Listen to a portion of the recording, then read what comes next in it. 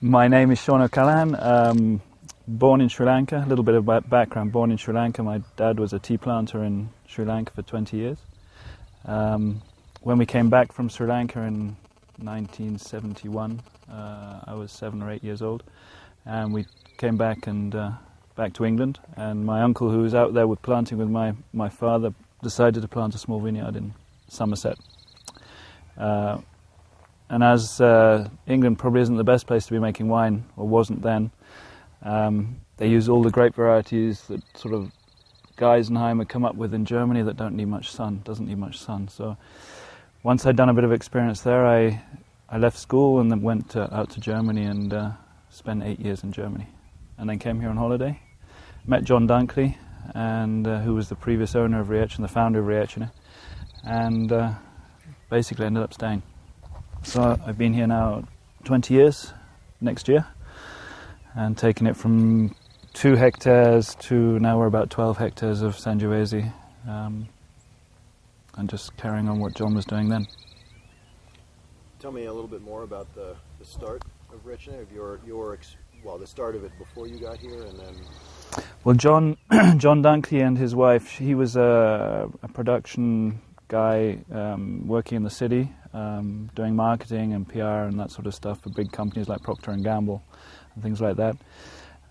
He got fed up with the life. He'd married a lady from Salerno near Naples and came down here on holiday regularly. And they always drove down through Tuscany, so they came through this area and sort of fell in love with it on the way down. And when he decided to retire, he just threw everything in and sold everything, and actually bought 3 or 4 houses then for £10,000, which was probably quite a lot of money then, but it doesn't seem like it now. But he bought 3 or 4 houses, and one of the houses was there was the villa up there, and when he bought it, he happened to have the 2 old hectares of vineyard which are just here, and he decided to make wine. And just really as a hobby, he started off as a hobby and then realized that it was a little bit more than a hobby. And his philosophy then, as he came from the background of product management and stuff like that, he said, if I have a product, to make it into a really great product, the base product has to be amazing. So he started picking the grapes by making sure anything that came up into the cellar was absolutely perfect. And the other fact that he had no idea how to make wine meant that anything that went into the cellar just sort of transformed itself into great wine. And he admitted his first year was not good enough.